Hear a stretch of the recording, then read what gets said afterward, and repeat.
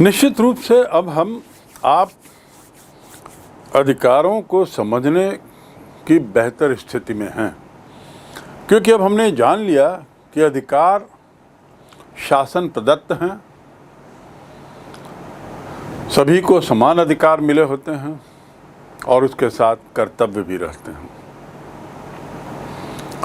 अब अधिकार की परिभाषा पर आएं। अधिकार शब्द को लोगों ने कैसे परिभाषित किया है। भारत के प्रसिद्ध विद्वान श्रीनिवास शास्त्री अधिकार समुदाय के कानून द्वारा स्वीकृत वह व्यवस्था, अधिकार जो हैं वे समुदाय के कानून द्वारा स्वीकृत वह व्यवस्था, नियम या रीति है जो नागरिकों के नैतिक कल्याण में सहायक हो। अर्थात अधिकार का संबंध नैतिकता से गहन संबंध है और इसीलिए कर्तव्यों की बात की गई। यदि हम नैतिक दृष्टि से, मॉरल दृष्टि को मद्देनजर रखते हुए यदि हम अपने अधिकार का उपयोग करेंगे तो निश्चित रूप से ये कल्याणकारी होगा, समाज के लिए नैतिक कल्याण में सहायक होगा। प्रोफेसर हैरल्ड लास्की, जिनका मैंने पूर्व में जिक्र किया, उन्होंने कहा है, अधिकार सामाजिक जीवन की वे दशा जिनके बिना कोई व्यक्ति अपना पूर्ण विकास नहीं कर सकता। सामाजिक जीवन की वह दशा, अर्थात अधिकारों का गहन संबंध सामाजिक व्यवस्था से है। अधिकार व्यक्तिगत होते हैं लेकिन सामूहिक रूप से इनके उपयोग की बात की जा रही है। श्रीनिवास शास्त्री ने भी समुदाय के कानून की बात की, हैरल्ड लास्की ने भी सामाजिक जीवन की दशा की बात की। वाइल्ड के अनुसार अधिकार कुछ विशेष कार्यों को करने के लिए स्वतंत्रता की विवेकपूर्ण मांग है।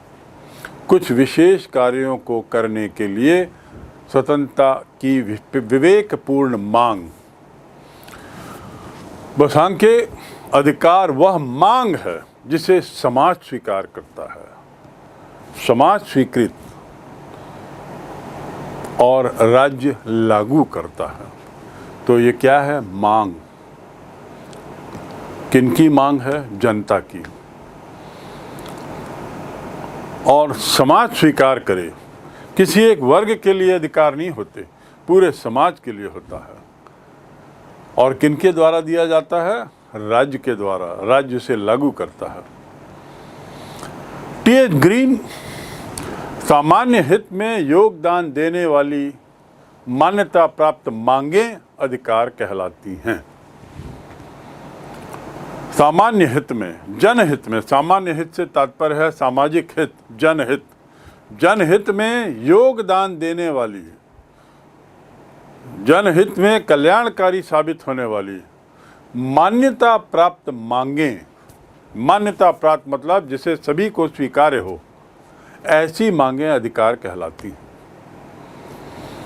और डॉक्टर बेनी प्रसाद, उनके अनुसार अधिकार न अधिक और न कम, वे सामाजिक परिस्थितियां हैं जो नागरिक की वास्तविक प्रगति के लिए आवश्यक हैं।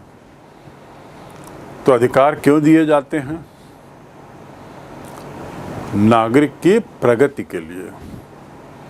और नागरिक की प्रगति से तात्पर्य है समाज की प्रगति, जो अंततः देश की प्रगति की दिशा में अग्रसर होती है। तो इस प्रकार हम देखेंगे कि इसकी परिभाषा में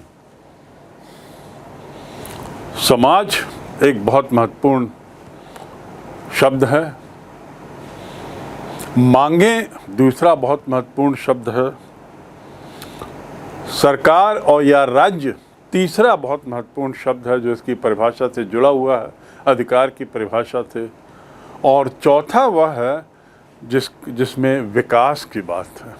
इन चारों शब्दों के मेल से अधिकार शब्द की परिभाषा निकलती है। अधिकार की परिभाषा को समझने के बाद अब हम बढ़ते हैं अधिकार के लक्षण क्या हैं। अधिकार के लक्षण और महत्व। लक्षण से अर्थ है उसकी विशेषताएं, मेन फीचर्स ऑफ राइट्स। जो हमने अभी अर्थ देखा, समझा, या हमने जो परिभाषा इसकी समझी, उससे इसके कुछ लक्षण स्पष्ट हो जाते हैं। पहला कि अधिकार जो है वो व्यक्तित्व के विकास में सहायक होता है। ये बात स्पष्ट हो गई। यदि अधिकार दिए जाएं, अधिकार व्यक्तियों को दी जाने वाली वे सुविधाएं हैं। अधिकार क्या हैं? व्यक्तियों को शासन द्वारा, सत्ता द्वारा दी जाने वाली सुविधाएं, जिससे व्यक्ति के विभिन्न अंग, चाहे वो शारीरिक हो, मानसिक हो, बौद्धिक हो, आत्मिक हो, आध्यात्मिक हो, आर्थिक हो, उनका विकास संभव हो। तो पहला बिंदु, व्यक्ति के व्यक्तित्व के विकास में सहायक होता है अधिकार। जितने ज़्यादा अधिकार दिए जाएंगे उतना ही वह सहायक होगा व्यक्तित्व के विकास में। और ये क्या है? अधिकार है क्या? वे अतिरिक्त सुविधाएं जो मानव में निहित शक्तियों का समुचित उपयोग करने के लिए दी जाती हैं। व्यक्तित्व के विकास में सहायक, इसका पहला लक्षण। दूसरा लक्षण, सार्वजनिक हित में सहायक, यानी सामाजिक हित की बात हो रही है यहाँ पर। सार्वजनिक हित, जनहित, सामाजिक हित, जो हमने परिभाषा पूर्व में पढ़ी, समझी, सब में विचारकों ने इस बात पर बराबर बल दिया है कि अधिकारों का संबंध सामाजिक हित से है। अधिकार व्यक्तिगत लाभ तो देते ही हैं, जिससे व्यक्तिगत विकास होता है, लेकिन उसके अलावा सार्वजनिक हित की भावना उसमें गहरी घुसी हुई है, गहरी पैठ है। आखिर अधिकार जो है वो समाज की ही तो देन है। इसलिए आवश्यक है कि मनुष्य इन अधिकारों का उपयोग समाज के हित में करे। समाज की ही देन है अधिकार। तो यदि समाज की देन है तो व्यक्तियों द्वारा, उस समाज के अंदर रहने वाले व्यक्तियों द्वारा उसका उपयोग इस तरीके से हो कि समाज का हित हो, केवल व्यक्ति हित ना हो। यदि कोई व्यक्ति अधिकार का इस प्रकार से उपयोग करता है कि अन्य व्यक्ति या समाज के हित में बाधा पहुंच रही है, तो व्यक्ति के अधिकारों को सीमित किया जा सकता है। कई बार ऐसी स्थितियां आती हैं जब इन अधिकारों का कुछ व्यक्तियों ने दुरुपयोग किया, उससे समाज के हित को चोट पहुंच रही है, उससे समाज के वातावरण में बाधा पहुंच रही है। ऐसी स्थिति में क्या होता है? उन व्यक्तियों के अधिकारों को रोक दिया जाता है, सीमित कर दिया जाता है। कई बार तो कुछ ऐसे व्यक्तियों को अधिकारों से वंचित भी कर दिया जाता है। अपराधी लोग जो हैं, इनको अधिकार है, वही अधिकार जो हमें आपको है, लेकिन जब वे अपराध करते हैं और ऐसा करते हुए वे समाज के लिए बाधा बनते हैं, तो उन्हें कुछ अधिकारों से वंचित करते हुए, स्वतंत्रता के अधिकार से वंचित करते हुए उन्हें जेल खाने में भेज दिया जाता है। तो हुआ ना ये बात, ये उदाहरण ये साबित करने के लिए कि व्यक्तियों के लिए आवश्यक है कि समाज द्वारा दिए गए अधिकारों का वे समाज के उत्थान में उपयोग करें। व्यक्ति अपने स्वयं के उत्थान में नहीं, स्वयं का उत्थान तो करें ही, लेकिन ये सुनिश्चित करें कि ऐसे उत्थान में समाज का भी उत्थान हो रहा हो, समाज की भी प्रगति हो रही हो। दूसरा जो इसका लक्षण है वह है, इसे जो अधिकार हैं वे सार्वजनिक हित में सहायक होते हैं। तीसरा लक्षण क्या है? कल्याणकारी रूप। अधिकार जो हैं वे कल्याणकारी सोच को लेकर बनाए गए हैं। अधिकार जो हैं वे व्यक्ति के व्यक्तित्व के विकास में सहायक हैं, और चूंकि व्यक्तित्व के विकास में सहायक हैं, व्यक्तित्व के विकास में, तो निश्चित रूप से वो कल्याणकारी हैं। इसीलिए तो विकास कहा जा रहा है। और यदि वे व्यक्तित्व के विकास में सहायक हैं तो निश्चित रूप से उनकी प्रकृति भी कल्याणकारी होगी। व्यक्ति को कभी भी वो अधिकार नहीं दिए जा सकते जो उसके विकास में बाधक हो। ऐसे अधिकार नहीं दिए जा सकते। जुआ खेलने से क्या व्यक्ति का विकास होगा? मद्यपान, आत्महत्या, यदि ये सब अधिकार के रूप में आपको दे दिए जाएं, जुआ खेलने का अधिकार हमें आपको दे दिया जाए, तो क्या इससे हमारा विकास होगा? नहीं। तो जिन चीज़ों से विकास नहीं होता है उन्हें अधिकार के दर्जे में कतई नहीं लाया जा सकता। इसीलिए व्यक्तियों को, समाज को, व्यक्तियों को कभी भी ऐसे अधिकार नहीं दिए जाते जिससे कि समाज में उसका बुरा असर पड़े, जिससे कि उसके व्यक्तित्व के विकास में बाधा पड़े। और इस प्रकार ये कुछ जो बातें मैंने बताई, मद्यपान, जुआ, गलत कार्य, आत्महत्या, ये सब अधिकार में नहीं आते। इनको लेकर हम और आप अधिकार की मांग नहीं कर सकते। अधिकार वही हैं जो समाज को आगे की ओर ले जाएं। चौथा लक्षण अधिकार का, सार्वभौमिकता, या दूसरे शब्दों में कह सकते हैं सर्वव्यापकता। सर्वव्यापी हो, सभी के लिए, बिना किसी भेदभाव के सबको दिया जाए।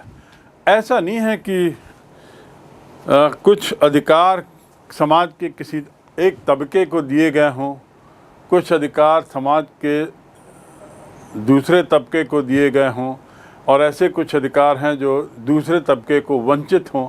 ऐसा नहीं हो सकता।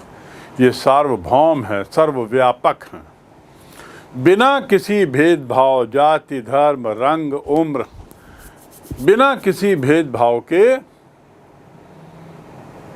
अधिकार समाज के सभी वर्ग को बराबर दिए जाते हैं। समान अधिकार होता है।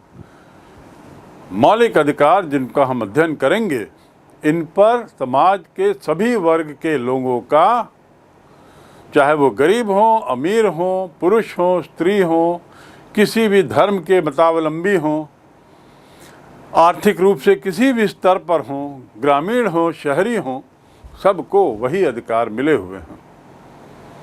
इस संबंध में जन्म स्थान, वर्ण, वर्ग, कार्यक्षेत्र कोई मायने नहीं रखता। इसीलिए कहते हैं ये सर्वव्यापक हैं और समान हैं। अधिकार के लक्षणों की बात कर रहा हूं मैं। अगला लक्षण क्या है? बहुत महत्वपूर्ण। मैं अपने अधिकार का उपयोग किसी कारणवश नहीं कर पा रहा हूं। मुझे जनसभा करने का अधिकार है, आपको भी है, लेकिन मुझे समाज के उस क्षेत्र में रहने वाले आसपास के लोग अकारण ही मुझे जनसभा नहीं करने दे रहे हैं। ऐसी स्थिति में मैं अपने अभिव्यक्ति के अधिकार से वंचित हो रहा हूं। ये कौन सुनिश्चित करता है कि व्यक्ति अपने अधिकारों से वंचित ना हो और जो वंचित कर रहे हैं उन्हें उचित सजा मिले? इसके लिए जरूरी है कि संरक्षण किसी का मिले, और वह है राज्य। राज्य का संरक्षण इसका पांचवा लक्षण है। अधिकार की रक्षा, सभी के अधिकारों की रक्षा करने की जिम्मेदारी राज्य की होती है। वो अपने विभिन्न स्रोतों से, विभिन्न जरियों से सुनिश्चित करता है कि किसी के भी अधिकारों का हनन ना हो। इसीलिए राज्य ऐसी आवश्यक व्यवस्था करता है जिसमें यह सुनिश्चित किया जा सके कि सभी व्यक्तियों को अधिकार मिले हुए हों। इस मामले में ये कहना जरूरी होगा कि समाज द्वारा स्वीकृत अधिकार नैतिक अधिकार हैं, परंतु राज्य द्वारा स्वीकृत अधिकार कानूनी अधिकार हैं। समाज द्वारा स्वीकृत अधिकार नैतिक अधिकार, राज्य द्वारा स्वीकृत अधिकार कानूनी अधिकार। मैं यहाँ बात कर रहा हूँ कानूनी अधिकारों की। कानूनी अधिकारों की रक्षा करना राज्य का काम है, और ये कानूनी अधिकार कौन कौन से हैं इसी को ही हम आगे पढ़ने वाले हैं। पर उससे पहले हम ये समझ जाएं कि कानूनी अधिकार का उपयोग, उचित उपयोग हम तभी कर सकते हैं जब यह सुनिश्चित हो कि हमारे द्वारा उपयोग किए जाने की स्वतंत्रता हमें हो। यदि हम में से किसी को इनमें से किसी अधिकारों के उपयोग से वंचित किया जा रहा है, तो राज्य का दायित्व है, सरकार का दायित्व है कि वह सुनिश्चित करे कि अकारण ही कोई व्यक्ति अपने अधिकारों से वंचित न हो जाए, अकारण ही। दूसरे शब्दों में, राज्य का संरक्षण अर्थात कानूनी अधिकारों की रक्षा का दायित्व राज्य का है। राज्य अपनी कानूनी शक्ति से इस जिम्मेदारी को निभाता है। इसका छठवां लक्षण अधिकार, उसके लक्षण में छठवां है अधिकारों को सामाजिक स्वीकृति मिली होती है। सामाजिक स्वीकृति से तात्पर्य है कि पूरा समाज उसे हाथों हाथ स्वीकार करता है, और यदि ऐसा नहीं हो रहा है,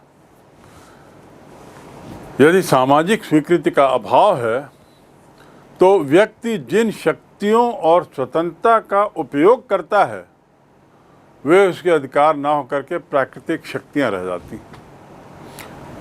मेरे में प्राकृतिक शक्ति है बोलने की, मेरे में प्राकृतिक शक्ति है चलने की। प्राकृतिक शक्ति से तात्पर्य क्या है? जो प्रकृति के द्वारा मिली है, उसे किसी ने हमें दिया नहीं है,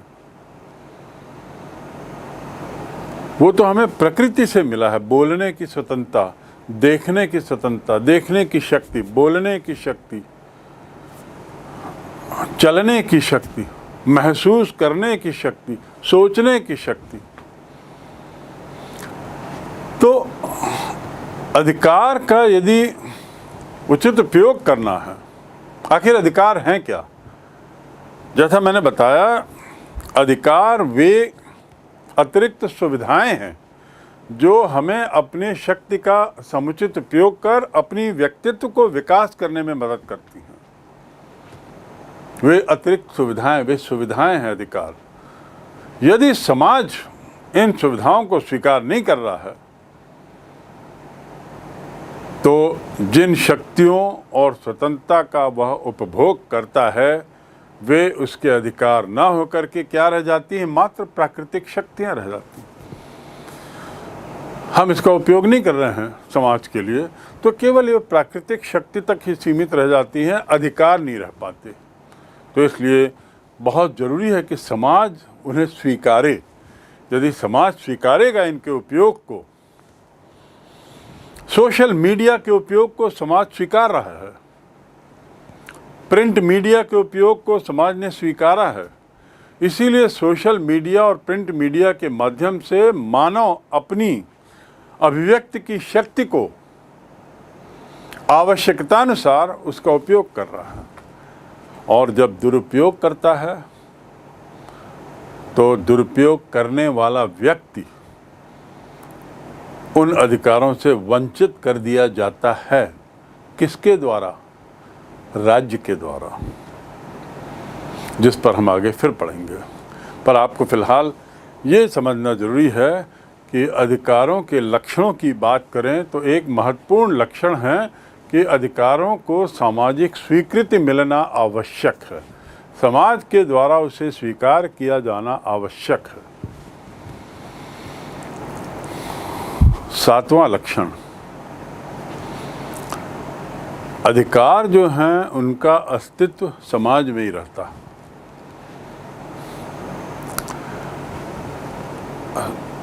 क्या मायने हैं इस वाक्य के? यदि समाज नहीं है तो मैं अकेले इन शक्तियों का उपयोग किस लिए, किसके फायदे के लिए कर रहा हूं? इन शक्तियों का उपयोग या इन सुविधाओं का उपयोग यदि समाज के बाहर मैं कर ही नहीं सकता। दूसरे शब्दों में, अधिकारों का अस्तित्व जो है वो समाज में ही संभव है। समाज बिना व्यक्ति के अस्तित्व का कोई मायने नहीं है। हम और आप समाज का हिस्सा हैं, तभी हमारा अस्तित्व है। समाज से कट के, समाज से हट के हम एक सामान्य मानव जीवन व्यतीत नहीं कर सकते। यदि हमें उचित मानव जीवन व्यतीत करना है तो हमें समाज में रहना पड़ेगा। और उसी प्रकार अधिकार जो हैं वे भी समाज के अंदर ही रहते हैं। समाज में रहकर ही व्यक्ति अधिकारों का उपयोग कर पाता है। समाज के बाहर तो बड़ी हास्यास्पद स्थिति हो जाएगी। किसके लिए, कैसे उपयोग करेगा समाज के बाहर अधिकार का? इसके अलावा राज्य के द्वारा व्यक्ति को जिस उद्देश्य की प्राप्ति के लिए अधिकार दिए गए हैं, राज्य के द्वारा व्यक्ति को जिस उद्देश्य की प्राप्ति के लिए अधिकार दिए गए हैं, उसकी सिद्धि भी समाज में ही संभव है। उसको पाना समाज में ही संभव है, समाज के बाहर नहीं। शून्य में, जंगल में, निर्जन स्थानों में व्यक्ति का कोई अधिकार नहीं हो सकता। क्या मायने रहेंगे? वह किन्हें अपनी इन ऐसी स्थितियों में, ऐसी जगहों में वह किन्हें अपने अधिकार का, कैसे अपने अधिकार का प्रयोग करेगा, किस लिए करेगा, उसकी क्या मंशा रहेगी? क्योंकि अधिकार का उपयोग समाज में ही हो सकता है। इसलिए इसका बहुत महत्वपूर्ण जो लक्षण एक है अधिकारों का, वह है कि अधिकारों का अस्तित्व समाज में ही हो। समाज बिन अधिकार नहीं।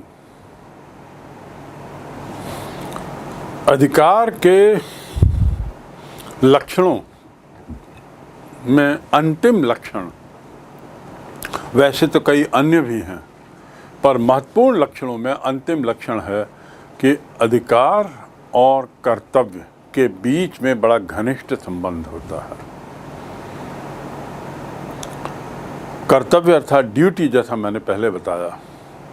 अधिकारों का महत्व ये भी है कि वे हमेशा कर्तव्यों से जुड़े हुए हैं। हर अधिकार के साथ कर्तव्य हैं। एक कर्तव्य करने से या एक के द्वारा कर्तव्य करने से दूसरे का अधिकार सुरक्षित होता है। मेरा कर्तव्य है कि मैं अपने घर का कचरा दूसरे के घर में ना फेंकूं। ये मेरा कर्तव्य हुआ। तो दूसरे का अधिकार क्या हुआ? घर की सफाई, साफ घर में रहना, साफ वातावरण में रहना, यह उसका अधिकार है।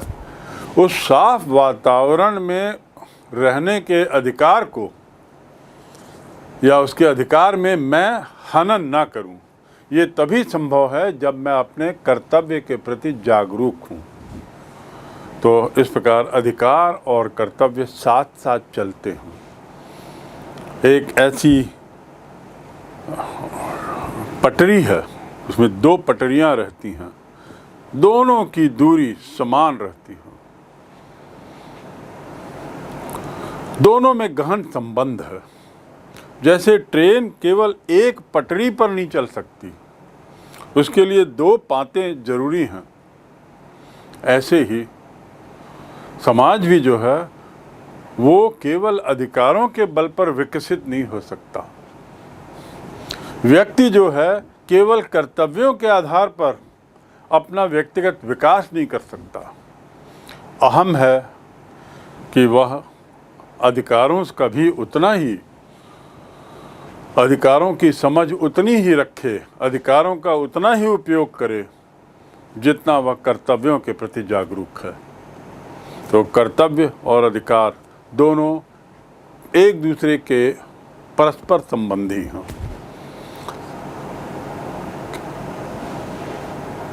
केवल व्यक्तिगत के जगत में ही अधिकारों का महत्व होता है। व्यक्ति जब हैं, जहाँ समाज है, वहीं पर अधिकारों का उपयोग होगा और इसलिए वहीं पर केवल कर्तव्यों की बातें भी होंगी। तो इसलिए अधिकार व कर्तव्यों के बीच में घनिष्ठ संबंध, ये एक तरीके से अंतिम लक्षण हमारे अपने अध्ययन के लिए। इस सब का परिणाम क्या निष्कर्ष, इसके क्या मायने हैं? जितनी बातें अभी हमने समझने की कोशिश की, उसके मायने ये हैं कि अधिकार के महत्व के बारे में कहा जा सकता है कि अधिकार जो है वह मनुष्य की आवश्यकता है, क्योंकि मनुष्य का लक्ष्य विकास है और विकास के लिए जरूरी है अधिकार। तो इसलिए ये आवश्यकता है, ये कोई लग्जरी नहीं है।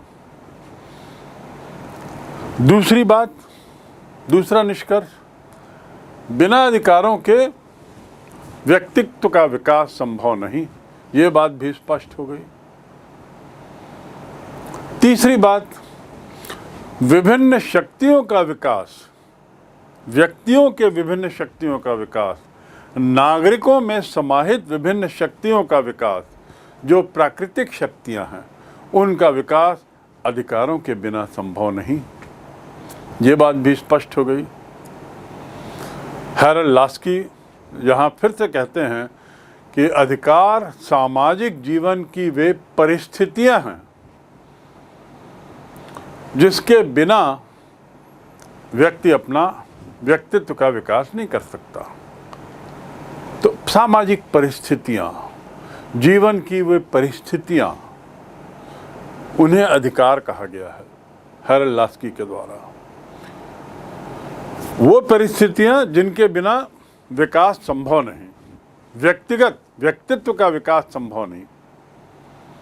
तो ये अधिकार कितना अहम है, ये अब हम समझ सकते हैं। संक्षेप में, अधिकार व्यक्ति को उसकी विभिन्न शक्तियों के विकास का अवसर प्रदान करता है। मैं बार बार कहूँ, शक्तियों से तात्पर्य है वे प्राकृतिक शक्तियाँ जो उसे प्रकृति से मिली हैं। बोलने की शक्ति, सोचने की शक्ति, चलने की शक्ति, महसूस करने की शक्ति, अभिव्यक्ति की शक्ति आदि आदि। इनका यदि विकास होना है, इन शक्तियों का यदि विकास करना है, तो उसके लिए आवश्यक है कि उसे अधिकार दिए जाएं। अधिकार, धन शक्तियाँ विकास का मार्ग प्रशस्त करती हैं। अधिकारों के इन अत्यधिक महत्व के कारण ही शुरू से, प्रारंभ से ही आदमी जो है, मनुष्य जो है, वो अधिकारों की प्राप्ति के लिए संघर्ष करते रहा है। ज़्यादा से ज़्यादा अधिकारों के लिए संघर्ष करते रहा ताकि उसका विकास सतत होता रहे। इतना सब समझने के बाद अधिकार क्या हैं, उसकी परिभाषा, उसके मायने, उसके लक्षण और महत्व, उसका महत्व क्या है, क्यों आवश्यक है, ये सब जानने के बाद अब हम इस स्थिति में आ गए हैं कि हम अधिकारों का वर्गीकरण कर सकें। कितने प्रकार के अधिकार हैं ये समझ सकें। अधिकारों के भी प्रकार हैं।